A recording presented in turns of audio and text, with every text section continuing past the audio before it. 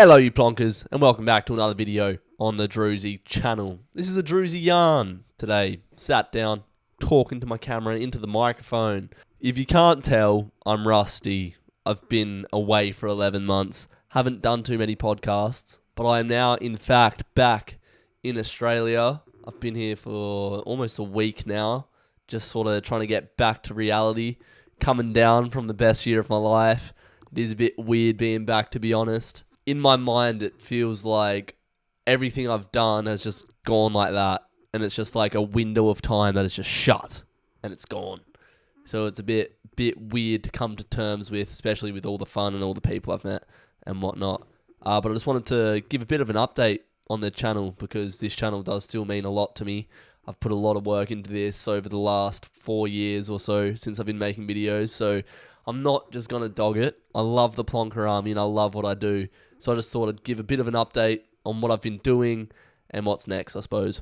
First of all, I sort of just want to talk about what I got up to this year, because I see this channel as a catalogue which I'm going to look back on throughout my entirety of my life and sort of go like, what was he thinking then? Or what was he doing then? So I think this podcast will be something that I can look back on in a few years' time and be like, he didn't know what was coming, or he was having a great time, whatever it is. So I just want to discuss sort of what I got up to. So obviously moved over to England, stopped making AFL content, which my channel is based on. It will be back and we'll get to what I'll be doing next. But yeah, moved to England, spent the first sort of 5 months from December to May living with family in the English countryside. And just to get over there was just a massive relief, because I'd finished a very strenuous and depressing uni degree in 2022. So to get anywhere out of Perth, not that Perth's a bad place, but just where I was at that time, I was just like, I want to get out. So yeah, moved to England and just got to chill with family, which is what I've always wanted to do. I'm really close with my family over there. Removed all stresses from my life. As soon as I got on that plane, it was like, right, new chapter begins now.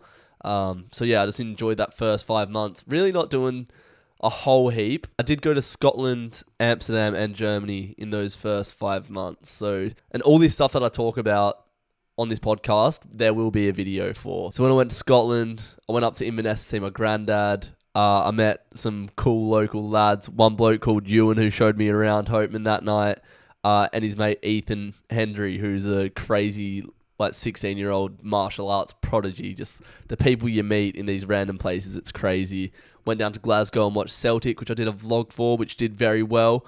And that was another part of moving away. I thought, maybe if I move to England, I can tap into the YouTube scene over here. Like before I left, I spent a lot of money on an editing laptop, which could have gone on an entire holiday. But I was like, nah, if I crack the YouTube scene over here, I need the tip-top equipment. Didn't happen. And I'm back in my bedroom where it all started.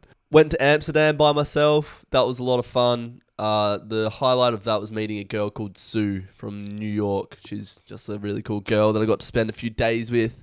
Getting up to lots of fun stuff. Went and watched Ajax, which was just a bucket list item for me to tick off. I just wanted to watch as many big football games as I could, and watching Ajax was a massive one off the bucket list. The best club in the Netherlands of all time. They're not doing too well now, I don't think, but yeah, it was just a good one to tick off the list. I got back and I started sort of working at a gym, but anyone who works in gyms knows that it takes a bit of time to build up your client base and whatnot. So I was sort of making enough to keep afloat, basically. I've started up my business over there as well.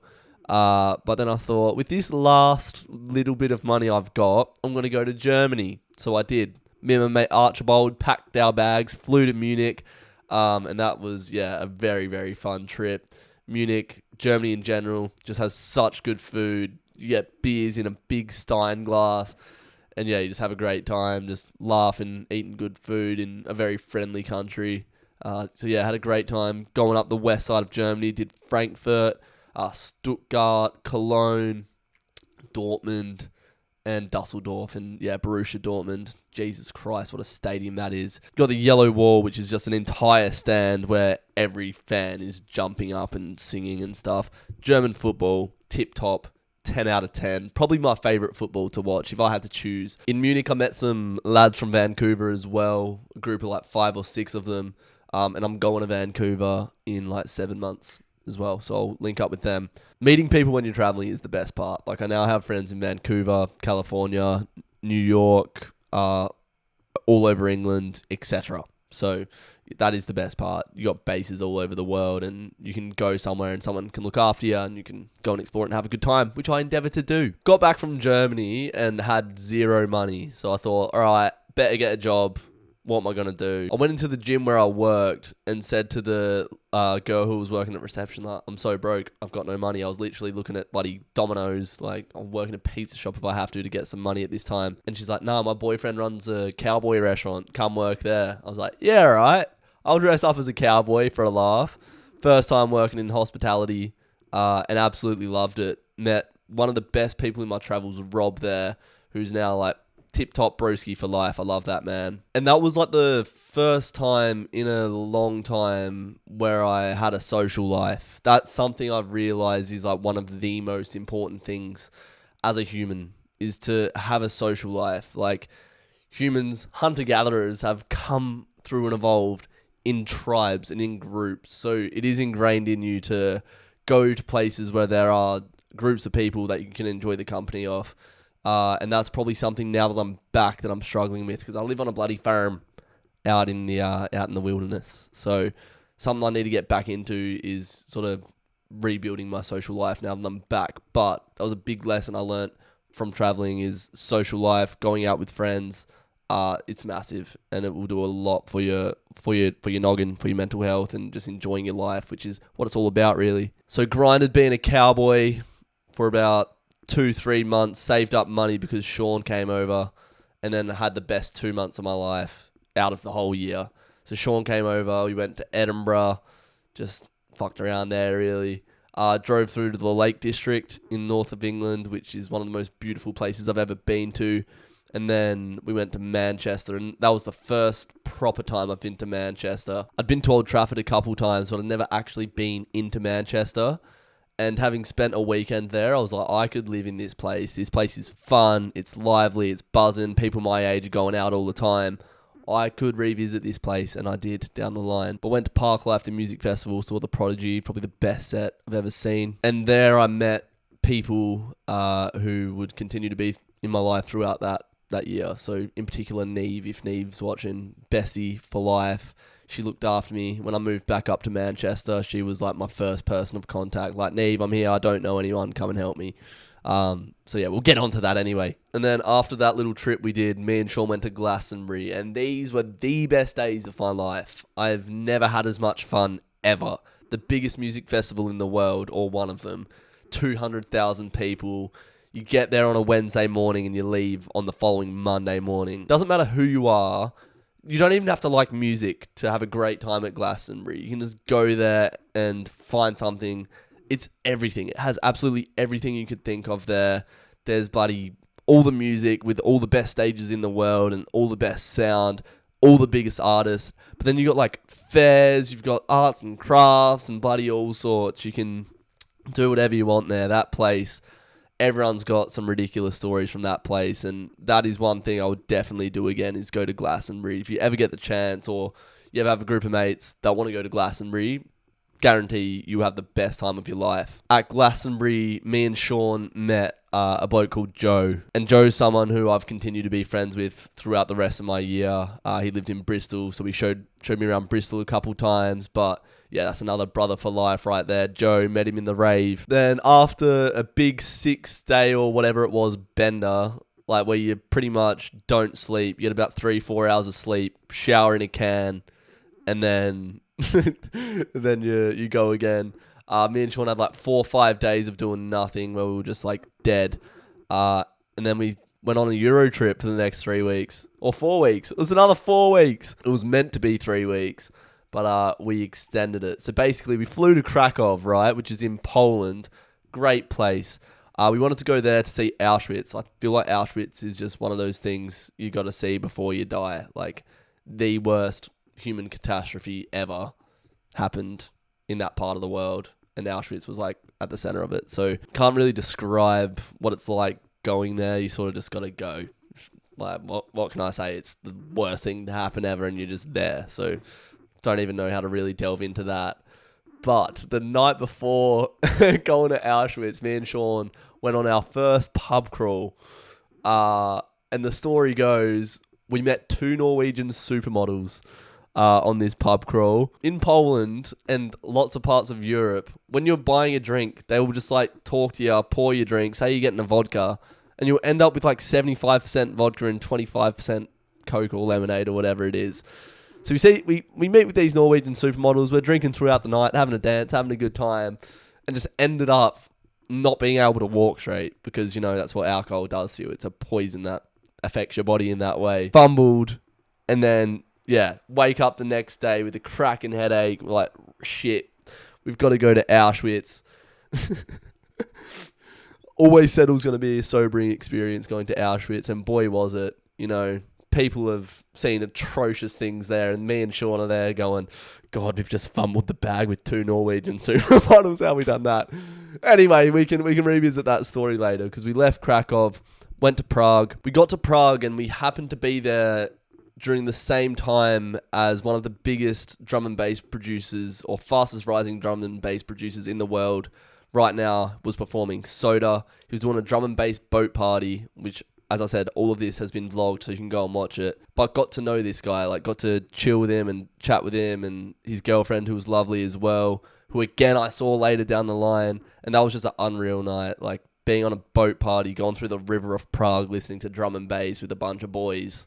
Was sick. It was so sick. One of the best days of my travels. Then we went to Austria, which was a bit of a level down, which was good because we'd just been to Krakow and Prague and partied like animals. And I was like, all right, time to sort of simmer down, look at some nature. And that's what we did, sort of chilled out. Salzburg wasn't too fun. Wouldn't go back to Salzburg. It was nice, but just, yeah, not really the place to go if you're young, I reckon. And by all accounts from the youths that I spoke to there, it's not really the funnest place to go in Austria. Then went to Innsbruck. Innsbruck is basically like a Banff or somewhere. It's basically like ski resorts and stuff like that. So in the winter would be a great place to go to have a good time, ski and snowboard and all that stuff. But we were there in the summer, so it was pretty dead. But nevertheless, beautiful. And then went to one of the more random countries of the travels, Slovenia. You ever just fancy going to Slovenia? Well, we did. Went to Ljubljana for 2 nights. Actually liked it. Like, food was good, things were cheap, saw a cool lake. It was nice. For what it was worth, it was nice. We only went to Slovenia because Slovenia is between Austria and Croatia. So, yeah, we sort of just stopped in Slovenia for a couple days and then just went and had our hot girl summer in Croatia. Like, 2 boat parties, just more carnage. Just having fun, messing about in Croatia. Stumbled into a group of 20 New Jersey girls, which, yeah, can't really say too much, but funny stories emerged from that night. Went on a boat party with them. Let's just say the night ended in skid marks. That sounds so fucking weird. So up until that point, that was like 2 weeks in Europe. And then my family, the Wardells, planned a holiday in the south of Portugal, in the Algarve. In Albufeira. So me and Sean flew from Croatia to Portugal, and it felt like a holiday from the holiday. Like, we had a villa, we had a swimming pool, so we were just like big chilling, me and Sean just like lying down, relaxing. Like, God, we really needed a break after all of that partying, you know, real tough life sort of times there. And yeah, just had a great time with our family there. My Uncle Pete, who I did a podcast with, just putting on a clinic. That's probably the best, or one of the best travel vlogs I've done, is the Portugal one. So definitely recommend going and watching that if you haven't. But yeah, again, good food, good weather, good times. And this is where a funny story comes back around. So because we fumbled the bag with the Norwegian supermodels, Sean didn't want to let it go. So we got the Instagram of the Norwegian supermodels, and Sean said, basically, we got too drunk, but we want to see you again. But they said, look, we're leaving Poland, so that night when we went to Auschwitz, they were flying out, so we couldn't see them again that night. So, as a responsible person does, we flew from Portugal to London, stayed in England for a night, and then flew to Norway. So after that massive 7 weeks that I've just explained, we flew to Norway to chase some supermodels. This shit sounds made up, but it happened. I remember me and Sean going through passport control in Norway, and the bloke's like, what is the purpose of you coming to Norway? And Sean looks at me and just goes, well, we met 2 Norwegian supermodels on a pub crawl in Krakow. And he's like, yeah, boys, go in. just ridiculous. Then we went to Bristol, saw Joe, rave. Yes, great, cool. Then after that 2 months, we were absolutely smashed. And Sean went home. His time was up, did 2 months in Europe, had the best time ever. So Sean goes home and I'm back in the English countryside where I was for the first 4 or 5 months of my travels. But after having the best time of my life, I was like, I can't stay in an English village anymore. What am I doing here? Like, I've been to all these places. There's so much fun to be had out there and I'm not having it.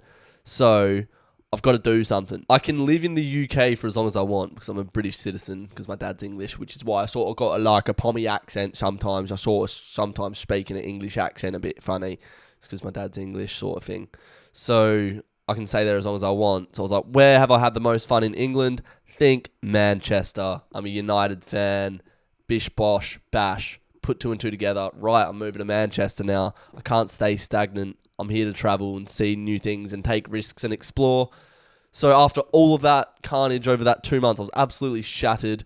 But I packed or repacked everything into my rucksack, had my life on my back, and moved up to Manchester. And this is a bit mad because when I moved to Manchester, I had £1,000 to my name. So that's 2,000 Australian dollars.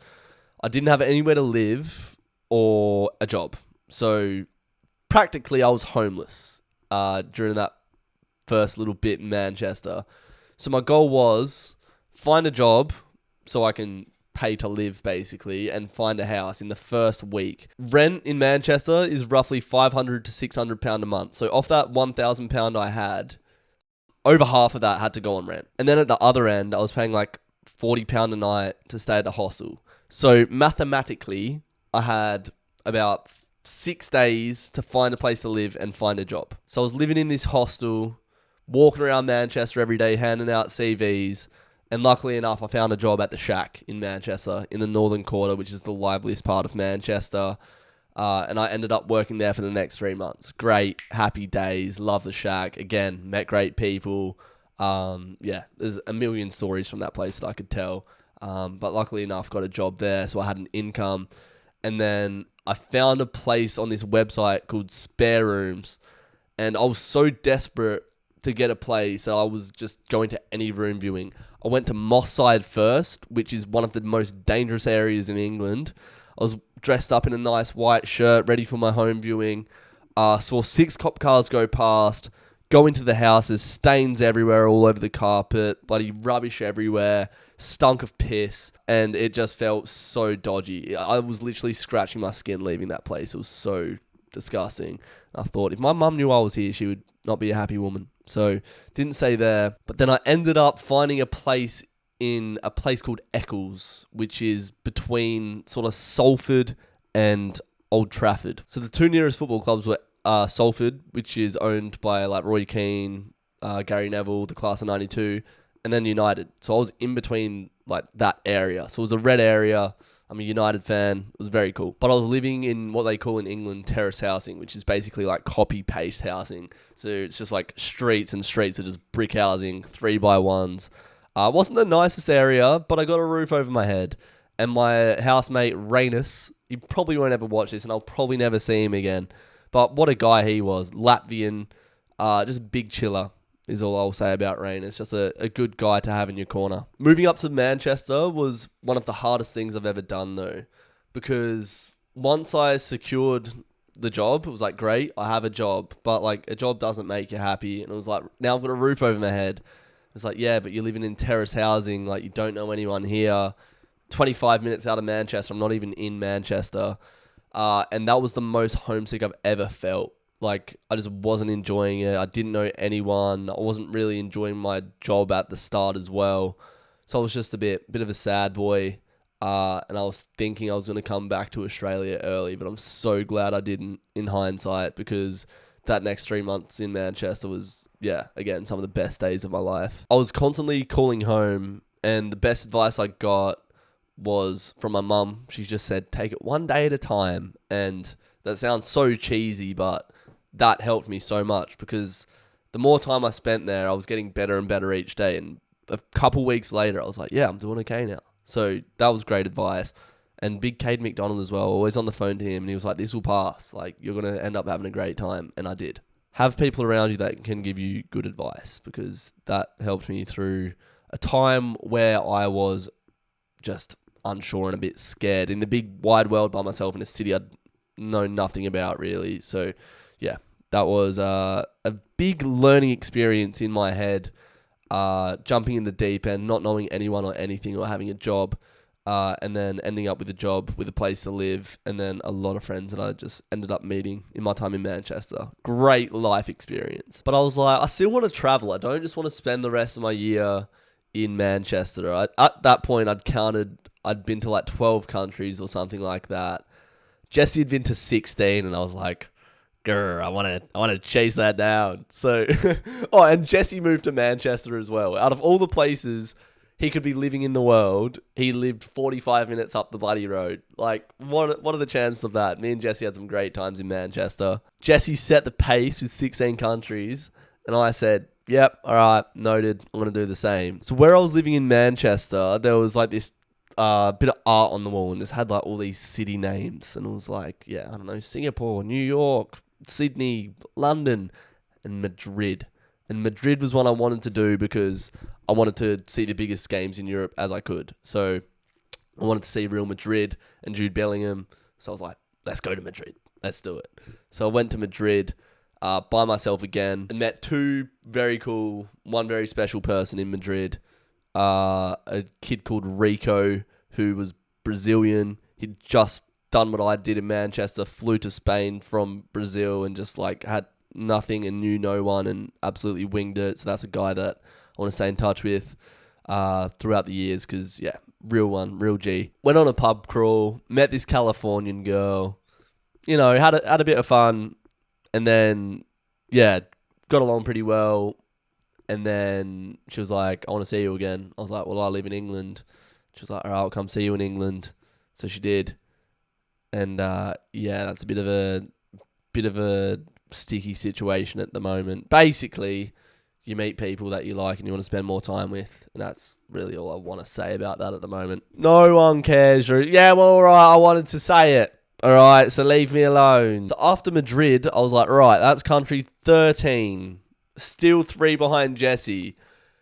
So I just decided to go to Wales, because I was like, that's next to England. That's an easy one I can tick off. Go to Cardiff. So I went to Cardiff, literally, genuinely meaning this, for the sake of, I need to go to another country. Like, I just wanted to go to another country. Like, the life I lived this year was stupid. Why'd you go to Wales? So I could go to country number 14, obviously. No regrets going there, but it was literally for the sake of going to another country. I had a good night out in Cardiff and met 2 good lads. But I think if I went to Wales again, I wouldn't go to the cities. You know, the beauty's in the countryside. You don't just have to city hop when you travel. That's something that I've learned. Like, countries like Norway, Oslo was so expensive, but you go up north and it's just like the most picturesque stuff you'll ever see. So, note to future self, get out and actually explore the country. Don't just go to the touristy bits, because you'll get more out of going to the non-touristy bits, I think. Went to Cardiff for a couple days. Then I went to Bristol for a couple days, went Raven, saw Joe. But then I was pretty much all out of money, so I went back up to Manchester, spent another month up there. After being there for 2 months, I just realised that life, I thought at the time, wasn't sustainable. Like, working in a pub club, like, you're working anywhere from like 2 o'clock to 4 o'clock in the afternoon to anywhere between like 11 to 6 a.m. in the morning. Like, it was hard work working in a pub club in like Manchester's most lively area. So I was like, I'm loving it, but like, you know, I'm a person that likes to exercise, have some sort of structure and discipline in their life. That's when I feel like I'm at my happiest. And I've got this bloody YouTube channel that I don't want to die. This YouTube channel means a lot to me. But firstly, I made the decision to move back to Australia to pursue basically this dream with YouTube and my business. But before then, I was like, right, I don't want the fun to end just yet. I haven't had enough fun. So my brother was in Thailand and he was going out there with his best mate, Sam. So I thought, you know what, might pull a cheeky one here. Gonna tell him I'm going back to Australia, but I'm gonna come and surprise him in Thailand, which is the last video that I did. So go and check that out if you haven't already. So yeah, said my goodbyes to everyone, which is another video that's just dropped. You can relive all of this as it happened through all the travel vlogs on my channel. But yeah, said goodbye to everyone, which was really sad, and I didn't want the fun to end, and I sort of realized, like, shit, what am I doing? I'm having so much fun, why am I leaving? Met so many good people, and I don't know when I'm going to see these people again. And I was like, it's alright, I'm going to Thailand, I'll see my brother, see Sam, and we're going to have a lot of fun. And we did, and it was more carnage. Thailand vlog is out, so just go and watch it. But yeah, just had a sick time in Thailand, surprised my brother, and yeah, it was a great moment. And then had 10 days there, and then flew back to Perth. And here we are! Now, what is happening? Not a lot, to be honest. After all of the fun I've had, like, just memories I'll remember forever. Like, the best stuff I could have ever asked for, and loads more. Like, the fun I had this year, it gets me sad and emotional thinking about it, because it's like, I could still be doing that. But why am I back then? Why did I come back to Perth when I could stay in England? Well, basically, I want to pursue YouTube full time and my business. So I want to live in a city where I can do that. And that city for me is Melbourne. Every time I've gone to Melbourne, I've had an absolutely great time. Caden's one of my best mates, even though I've met him like 3 times. We're constantly talking on the phone and stuff. Got another friend over there, David Aindo. Big ups, David. He'd probably be watching this. If you're watching this, David, I want to see you comment. And it's just a city where I think my life will flourish in terms of content creation on YouTube. The scene over there is popping off right now.